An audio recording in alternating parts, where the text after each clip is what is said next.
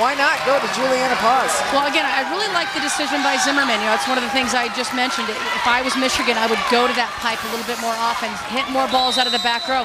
They seem to be a little bit more effective here. That's the 9th kill for Paz. And you can see the Hawaii block is not as set up on those back row attacks. So if it's working, you don't want to fix it. And that's one thing that I'm Michigan. I'm continuing to push that pipe set. Back to Hunt. Danielson! Oh, you could tell with the speed she was coming in. Again, I think a strategic issue there for Michigan. Lexi Zimmerman should have gone with the pipe instead of going back outside to Hunt. It was a great chance for her to use it again. Didn't. Hawaii, fast transition play. Great setting by Mafua, just getting that ball out quickly, and Danielson puts it away. Danielson's 8th kill of the night. And that's 12 for Alex Hunt, the sniper for this team. You know, Michigan would be in big trouble if Alex Hunt wasn't having the kind of night she is having. She has been the offensive star for the world. No errors at all. And here's Danielson again.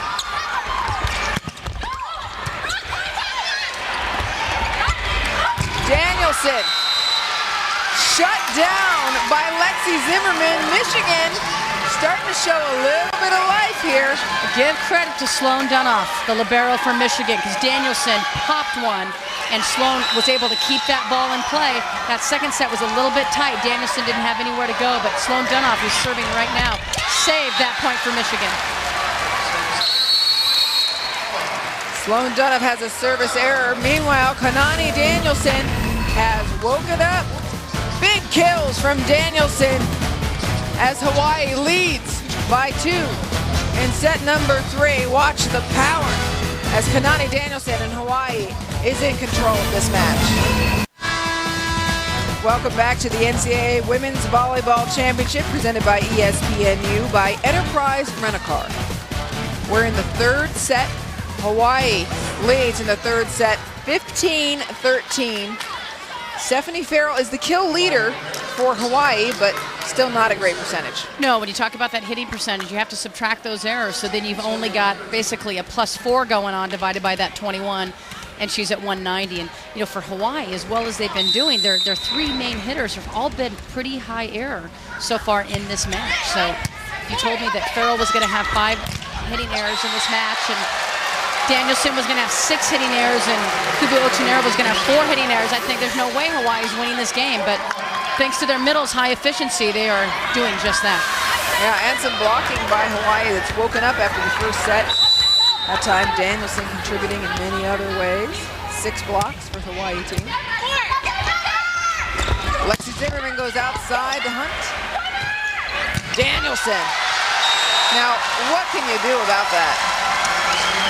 Well, really, Michigan was in pretty good position, had a defender right there, but that ball's got so much heat on it.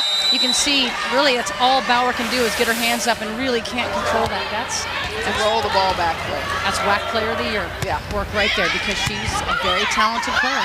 Yep. Sometimes you just roll the ball back and say, okay, let's go again. Mafua outside to Danielson. Here's an example of a hot hitter.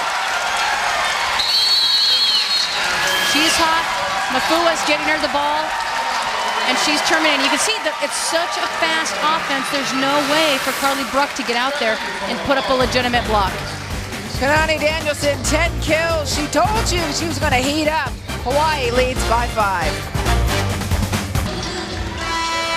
Hawaii just ticked off a quick 3-0 run after the last break, and they lead. Here's the wave to Tampa. 3 teams that are going to be in the national semifinals have been decided. We're waiting for the last team. We have Penn State and Texas have been 1 and 2 all year long. I think they have clearly shown they're the best 2 teams in the country.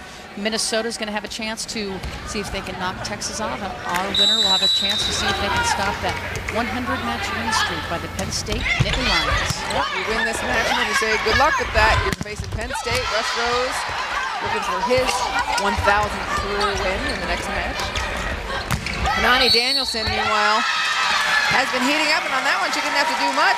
as Michigan went into the net. Our down ref, Kevin Cole, has been a busy man tonight. There has been a lot of nets, and might be a little bit of fatigue playing back-to-back nights can be definitely difficult, and neither one of these teams sub a lot, so all of these players have been playing this, full match last night and a full match tonight, and we're seeing a lot of nets, I believe, as a result of that. Service error for Hawaii. Meanwhile, Michigan, no aces. They're one of the best serving teams, has no aces, but 6 errors. Amber Kaufman, meanwhile, blocked by Michigan.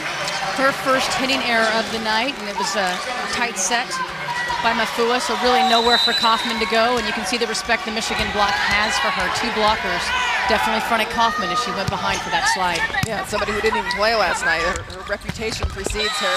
And that's why. That's why you would definitely respect Amber Kaufman. She is terrific off 1 foot, and you can just see the jumping ability and the high reach and the recognition of where that seam is. And again, Carly Bruck, it's just as a middle, you're just stuck. When the team passes well, the middles really can't move one way or the other because they don't know where the setter is going to go, and that's what creates those holes in the block. A good pass is really the key for offensive success. There's a good pass for Michigan. Goes long, looking for a touch. They get the touch, and Michigan gets the points. Hawaii, meanwhile, sitting at kind of that magical 20-point mark. Tough to come back once teams get too far past that. Right, they've got a very comfortable lead now. Now they know all they have to do is side out, and that's what teams work very hard on the whole year, is siding out. When that ball is served, we're the team that scores that point. Service from Courtney Fletcher of Michigan. Coach witnessed Fletcher earlier in the year, and then she was beaten out by another player. Now she's back in to play in the backcourt. Another violation from Michigan. I can't imagine that this is all the way that Mark Rosen scripted it for Michigan. All these net calls, I mean, very uncharacteristic type mistakes for this Michigan team. Now, and a Michigan team that's played great all year long. Played great, as we showed you, for the last 3 years. Really, some very talented players. This is the deepest they've ever gone into the tournament. They want to keep going. Their goal was to go to the Final Four this year. And Mark Rosen said, they convinced me that it was possible. They set that goal back in May on the trip to Brazil. He's looking now at his team, trying to figure out what's gone wrong.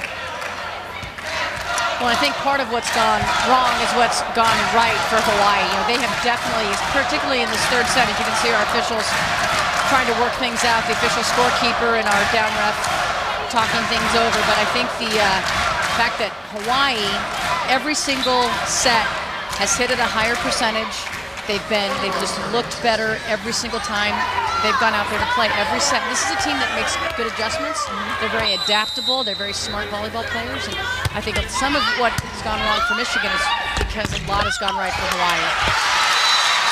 And there's a great example, Hawaii with a solid block as they work their way back towards their first national semifinal appearance since 2003. They are only 3 points away from that milestone. Timeout for Michigan as Mark Rosen wants to talk to his team. For up-to-the-minute news for everything that is college sports, log on to ESPNU.com. If you don't have ESPNU, be sure to log on to ESPNU.com and type in your zip code at the top of the page. Or call your local cable operator or satellite provider. Log on to ESPNU.com today. Well, Hawaii, the Rainbow Wahine, looks to be on the way to Tampa. Here's some other teams and players who are going to make the trip to Tampa Bay. Ari Wilson for Penn State leads the NCAA in hitting percentage. In fact, her hitting percentage is going to smash the NCAA record. That's at a high efficiency she's been hitting. Lauren Gibbenmeyer having a terrific year as well. She and Tabitha Love, the big 6'6" freshman, led Minnesota to their win today. And Destiny Hooker, 4.9 kills per set. Very explosive offensive player for Texas. And all three will make a huge impact in Tampa. Taking a look at the brackets, the winner of this match is going to face Penn State. Penn State has been the juggernaut. 999 career wins for Russ Rose. They got their 100th consecutive win today in their matchup. This team has been very tough. And Michigan, the team you're looking at here, is the only team to take them to 5 in the last 2 years. But this Hawaii team hasn't seen Penn State, and I am all over watching that match. I think that will be exceptionally fun to watch. And again, Hawaii, maybe of anybody we've seen because they serve so well, another example there, can they get Penn State into some passing trouble? Because if Penn State doesn't pass well, they're still going to be good, but they're not going to be as good. It's going to limit their options. So, you know, Hawaii maybe is a team that could maybe find a little bit of a chink in that Penn State armor. There you see a great pass for Michigan, one of the few we've seen really in this set, and it results in a kill. Looking at these players from Michigan, they believe. They do. They believe. It's 23-17. Maggie Bush, the junior from Toledo. Tough serve. Pretty from Danielson.